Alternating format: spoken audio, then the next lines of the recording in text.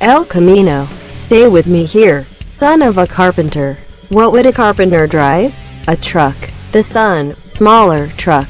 Widely misunderstood and railed against by the powers that be of the time, but have a devoted following to this day. Google Translate tells me that El Camino translates to the way. Jesus said, I am the way, the truth, and the life. He's already told you he's in El Camino. Hold up. So, if cars are built at the car's birth, then is the Pope Mobile constructed at birth? No cardinal car vote, and the car is Catholic Church universe overseen by an inexperienced Pope. Or is the Pope voted on by other cardinal cars and then brutally chopped up into a Pope Mobile? There's a Cars deleted scene where Lightning has a dream about his engine being put into a steamroller's body and Mater's engine being put into his, resulting in a bizarre body switch. Perhaps this is not so much dream logic as a real-world procedure. He drove a Honda Accord. Everyone knows Jesus and his disciples went around in one Accord. Must have been packed in there. Look man. If Jesus can feed a crowd of people on 5 fish and a couple loaves of bread, then he can fit that same crowd into his Accord. It was obviously a wagon. There's a hole in each wheel, but they're not flat. Can also drive on water and turn water into petrol. The US Gov would like to know the location of this vehicle. I've heard he's been in a cave in the Middle East for 3 days. Edit. I've been made aware of some different ideas as to Jesus and Joseph's profession, so imagine he was a cart for lumber or stones. Or perhaps a cart to carry important artifacts in and out of the temple. We don't know how the Cars characters are born, but we do know that older characters are older models.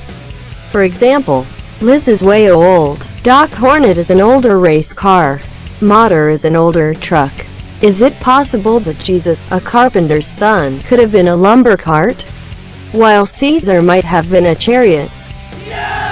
C.H. Rhys Hitler judged by Honda Pontius Pilate, and he would be known as the Lambo God.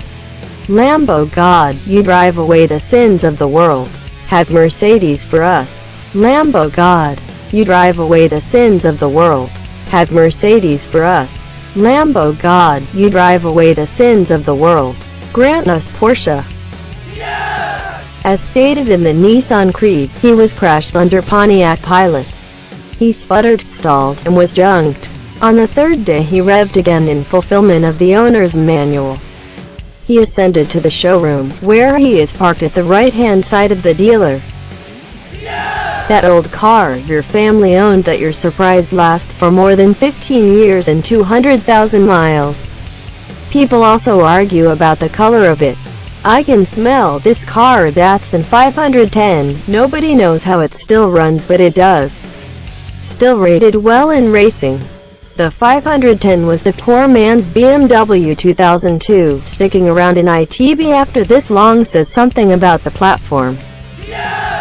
1983 Toyota Tercel will seemingly die on a Friday, after you've arrived safely home, but will inexplicably start again on Monday, so you can drive to work. Can confirm. Strangely immortal car. That one, my friend has one that's still running in 2020. Nazi, this certainly is the car of the King of Kings, climbs into the driver's seat of a Renault Fuego and just straight up bursts into flames. King Arthur, you have chosen poorly. Aside. In the movie Planes, one of the characters fought in WW2.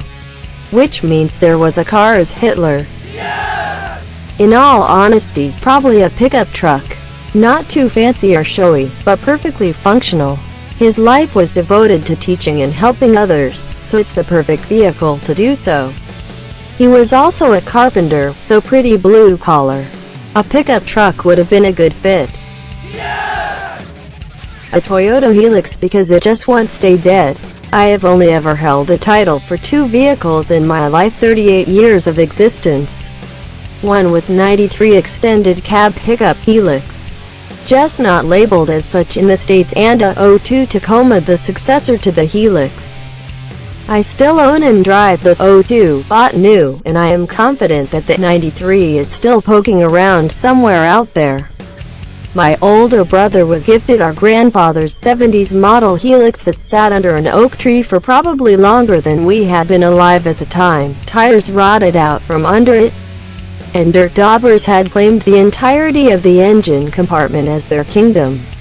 Cleaned out the engine bay, carb, flushed, replaced fluids, gas tank drain and flush, and replaced spark plugs wiring. It cranked in the first round of tries, and I proceeded to clutch dump it into the garage door on accident. As a 14 years old, I am definitely biased in favor of Toyota trucks.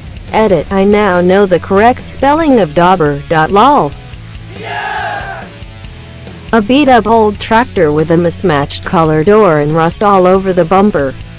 But in all of the imagery and iconography, he's portrayed as a pristine, white sedan. Tractors are cows in the Cars universe.